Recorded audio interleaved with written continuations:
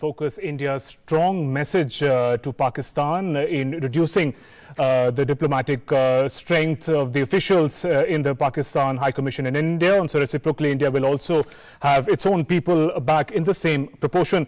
Now, my colleague Amrit Pal Singh is joining us on this big development. Amrit, given the low that the relations between the two countries have been and recent charges of espionage on Pakistan diplomatic officials, how unusual is this step taken by India?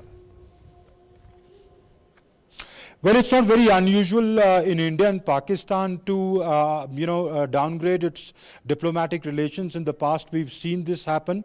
But generally, with countries around the world, this is an unusual step. It means it doesn't augur very well for diplomatic ties between the two countries, the host country and the other country which has a mission in your country. But it has precedent in India and Pakistan of reducing diplomatic officials. It happened in 2001.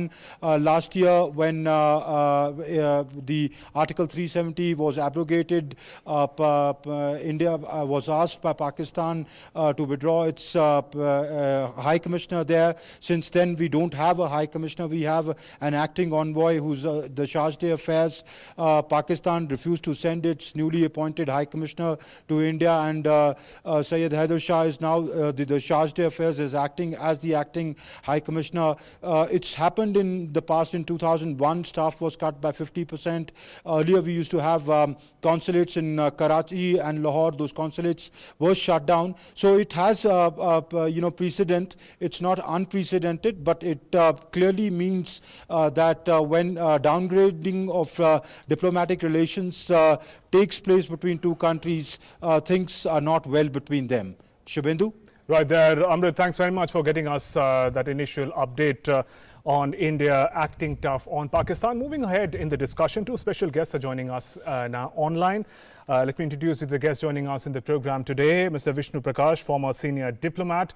Also joining us is Kamar Aga, strategic affairs expert. A warm welcome to both of you, gentlemen. Mr. Vishnu Prakash, if I can begin with you. Mr. Kamar Aga, welcome to the program. Mr. Prakash, if I can begin with you, how do you see the implications of India's decision to reduce the High Commission strength of Pakistan in Delhi? Shubhendu, I don't think we were left with any choice. We are dealing with a country which is frankly a rogue state. They do not follow any norms. They engage in the kind of barbarism which is alien to the modern diplomatic culture. It so happens that I can give you a first-hand account. I was posted in Islamabad in 2001 when the Indian Parliament was attacked, if you recall, on the 13th of December 2001. And we had taken a decision even then to reduce our diplomatic presence by 50%. And my High Commissioner and I, we were pulled out. Right. It is very difficult for an Indian diplomat to function in Pakistan. You are constantly chased by ISI. Your activities are even normal diplomatic activities are not allowed to take place. There are difficulties in meeting people. So it is indeed very, very difficult. And the kind of behavior of theirs in abducting two Indian officials at gunpoint and subjecting them to inhuman treatment is completely unacceptable. Right. Mr. Kamar Aga, if I can come to you, sir. Now, India has made it clear that Pakistan's behavior is clearly not in conformity to Vienna Convention. Also, the bilateral deals and understanding that India and Pakistan have had, Pakistan has also violated many of those conditions. Help us understand, in terms of Vienna Convention, the ways in which Pakistan has continuously violated the positions and the terms. You see, Pakistan is one country, which does not follow the Vienna Convention or international agreements or treaty obligations. It has been violating. We have number of treaties with Pakistan. All of them are violating. Ceasefire violations are taking place despite we are having a ceasefire agreement with them. So this is the behavior, the embassy, particularly the Pakistan embassy in New Delhi, is directly involved in promoting separatist activities in Jammu and Kashmir. Number of times, even they made funds, funded the separatist groups. The reports are available, published in the newspaper. Also, people were caught red-handed. They have told the investigative agencies how much money they have received. So these are the activities in which the embassy is involved. Then secondly, the Pakistani military establishment, promoting militancy over there. So there is a coordinated effort by the embassy in Delhi and the military establishment in Pakistan, working in tandem, promoting separatism, militancy in Jammu and Kashmir and other parts of the country. So do we see as that well, Pakistan using its own High Commission almost as a base to further its espionage initiatives? They have the number of times, there are diplomats were arrested, red-handed, supplying information. I'm not talking about the recent incident, Right. In which 2 diplomats were involved. Earlier also, they were involved. Number of, their several modules were busted by Spanish modules were busted in Rajasthan, Punjab, and many other places, of India. So the embassy actually, the duty of the embassy or the job of a diplomat is to promote relation between the two countries, Right. whereas the Pakistan embassy is indulging in anti-India activities, promoting separatism within the country, which is not acceptable to the government or to the people of this country as well, And what's the point, when we don't have any cultural contact, we don't have any sporting contacts with Pakistan. Pakistan has suspended all these activities, had to be suspended because of the ongoing militancy. There is no point keeping such a large diplomatic corps in Islamabad or Pakistan is having in India. This is the best thing, to reduce them to half, I think I hope Pakistan understand all these things, the meaning of all these things, because Pakistan, we have a support in international community. Pakistan is generally regarded by the international community as a rogue state, as Ambassador Vishnu has just mentioned, and its most trusted ally, America, has said, the Pakistan is the epicenter of terrorism in the whole region. So not only we, the other countries are also facing similar problem. Afghanistan has been virtually destroyed by the We'll talk about those Pakistani aspects further, sir. Mr. Vishnu Prakash, if I can come to you, sir. Now, we know that diplomatic missions are representative of their respective countries. Now, cutting down on the staff strength, how strong, how symbolic is that protest by India on the kind of actions, espionage, as well as mistreatment of Indian officials in Pakistan? How strong is a statement by India by this step?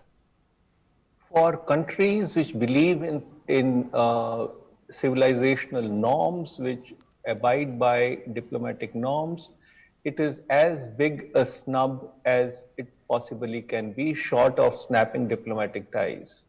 But frankly, as far as Pakistan is concerned, it's water off the duck's back. They are out to damage the relations. They try their best to ensure that normal diplomatic activity cannot be carried out. It is very evident that they are not open to any constructive suggestion, and it's very well known that they display compulsive hostility. And as Kamal Agha Saab said, even in these times when there is a coronavirus crisis and Pakistan is struggling with that, India is struggling with it, they are keeping the border hot. They are trying to push terrorists into the country. They are they engage in firing. It is unfortunate that our neighbor is displaying this kind of compulsive hostility towards us. perhaps at the behest of some other country, perhaps to further what they think is the strategic objectives. I have often wondered whether in this atmosphere there is any makes any sense to even maintain a diplomatic presence, Right. because diplomats are not allowed to function, and their High Commission has become a web or a nest of ISI operatives. The added bit is that the Pakistani armed forces officers masquerade as diplomats. So we have a situation where a neighbor is just not willing to follow any diplomatic norms or norms of decency or humane behavior. Right. Mr. Agha, if I can talk about the staff that will remain in India, in Delhi, 50% of the staff has been cut. Since the issue is of surveillance, the issue is of trust, do you think a greater surveillance would be required on the officials of Pakistan in the embassy, those of them who stay, because it could be any of them? Yeah, of course. I mean, that is a job of the our intelligence agencies. They must, I mean, take care of all these things, because they won't change. They'll continue to act. They'll continue to indulge in these nefarious activities in the country. It is very unfortunate. You know, I feel sad. Large number of Pakistanis wanted to come to India for treatment. Right. Large number of their artists and other, sports person wanted to have contact with India, but unfortunately, the Pakistani military establishment doesn't want the friendly ties with India. And as long as military continues to play a greater role in political affairs of Pakistan, I don't think relation would improve. Because and how big a challenge does that become, Mr. Agha? How big a challenge does that become for India? Because we already negotiating border standoff with China, although some positive news came today, and now the ceasefire violations on the borders with Pakistan has been on for many days now. How challenging does it become for India then, dealing on two fronts? It's a very big challenge, and we have to deal with both of them. And this is very unfortunate, But China, at least we have some mechanism that sometimes works, and we are trying to tell Chinese to behave decently, and Chinese are under terrible pressure, But how to deal with Pakistan, we don't know. Except one thing, the tough dealing.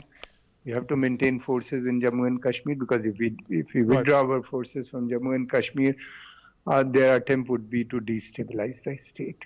So therefore, we have to maintain forces. We have to. The only way to build more pressure, we have to take Pakistan. Those measures which should weaken Pakistani military establishment. The focus should be on that. And because as long as this establishment is there, we should not expect anything. Because you should understand one thing: Pakistan is not a natural state. It was carved out from India, and it takes thousands of years to emerge a nation. It's not a nation. Modern nation is state.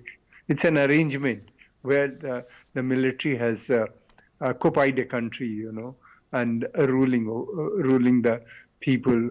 So that is a problem with it, because if they behave normally, if they improve their ties with India, then the Baloch, then the Pathans, then the Sindhis and others, they want to have closer ties with India. They never wanted Pakistan to be there at first places and see what is happening inside the country. Whenever the internal crisis emerges, they try to focus. And now it has become a permanent affair because they have the supporters. So challenge ahead for India on both the fronts there. Mr. Qamar Agha, let me thank you for joining us in this discussion. Mr. Prakash, request you to stay with us. We'll connect with you again as we discuss more about India-China ties and developments on that front. Moving on.